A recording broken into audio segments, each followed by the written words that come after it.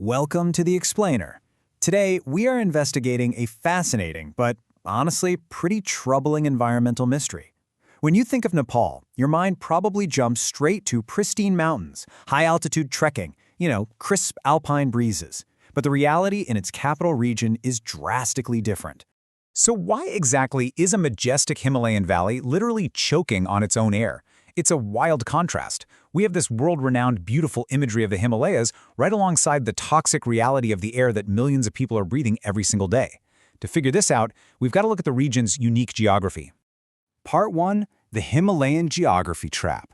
Okay, let's dive right into this. Because before we can even talk about what is polluting the air, we have to understand that the physical layout of the Kathmandu Valley is literally the root of the whole crisis. To understand why this geography is so punishing, we need to talk about a meteorological phenomenon called a temperature inversion. Normally, right, air gets cooler the higher up you go into the atmosphere, and that naturally lets hot, polluted air rise and disperse. But during the dry winter in Kathmandu, this script completely flips. A layer of warm air actually sits right on top of a layer of cold air down near the ground. And that creates the ultimate trap. Think of the valley like a giant bowl, and this inversion, it acts exactly like a heavy lid sitting right on top. All those pollutants are trapped inside.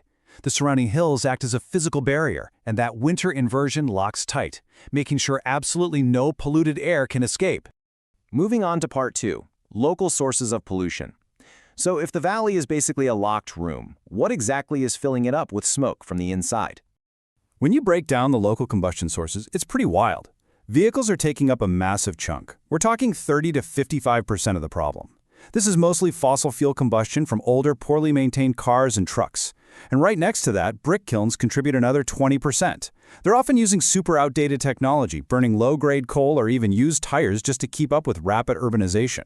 Throw in open waste burning and household biomass fires, and you've got a massive amount of homegrown pollution. You can really group all this overwhelming data into two main buckets: combustion and non-combustion. Under local combustion, things like vehicles, kilns, and open waste burning are pumping out highly dangerous fine particulate matter. That's PM 2.5, along with a nasty mix of toxic gases. But we can't overlook the non-combustion sources either. Road dust and constant construction work kick up massive amounts of coarse PM10 dust and silica into the air mechanically, without burning a single thing. Part 3. Invading smoke and dust.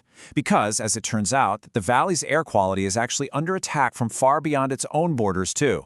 Let's walk through a typical year to see how these seasonal transboundary events create a year-round crisis.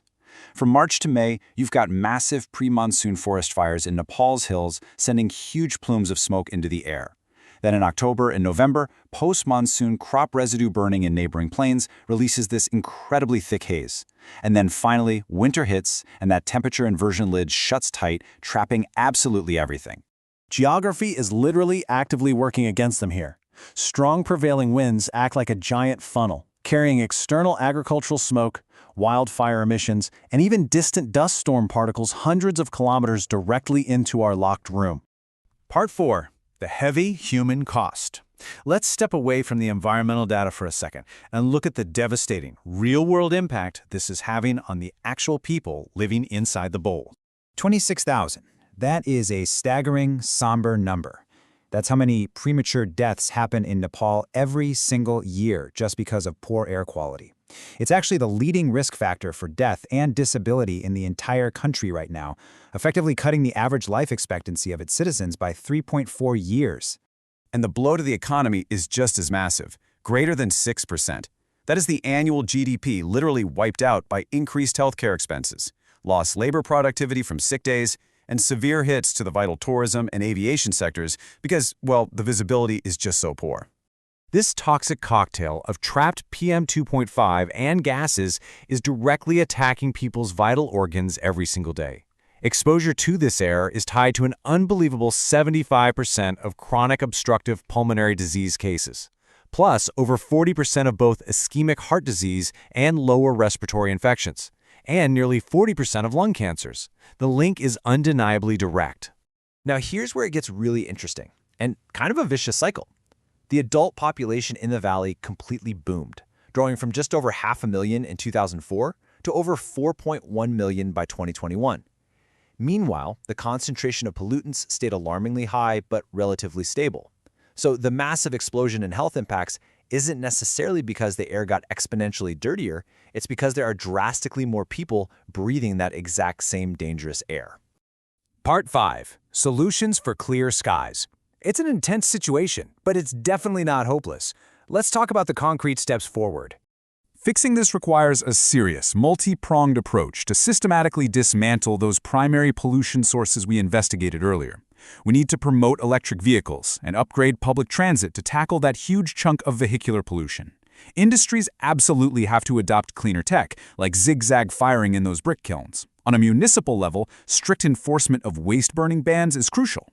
And tying the whole shebang together, a major strengthening of overall air quality governance. And this isn't just some environmental pipe dream. There's real financial backing here. $52 million. That's the World Bank credit approved for the Nepal Clean Air and Prosperity, or CAP project. This money is specifically designed to provide low-interest loans to help industries transition to cleaner technologies. It's absolute proof that clean air isn't just a health necessity, it's a massive economic investment. But, to fix a problem, you have to be able to measure it accurately. Upgrading all 30 of their monitoring stations is going to provide vital data to target responses during the absolute worst pollution episodes. If the government is going to enforce stricter standards, they need hard, technological data to back it up. Of course, there are very real, practical hurdles to clear here. Small businesses face high upfront costs to adopt clean tech. You've also got contradictory policies floating around, like taxing clean biomass pellets while simultaneously trying to promote clean energy. And honestly, the absolute biggest need is for continuous year-round emission cuts.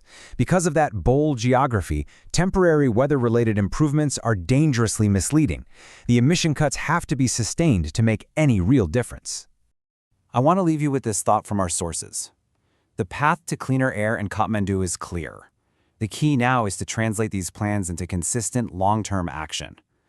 The geography of the valley is what it is. We can't move the mountains, right? But human policy, cleaner technology, and public participation, those can absolutely change the outcome. So, we know the causes and we know the solutions. I'll leave you with this final provocative thought. How quickly can targeted policy and clean technology work together to finally lift the lid off the Kathmandu Valley? Thank you so much for joining me for this explainer. Keep questioning, keep learning, and I'll see you next time.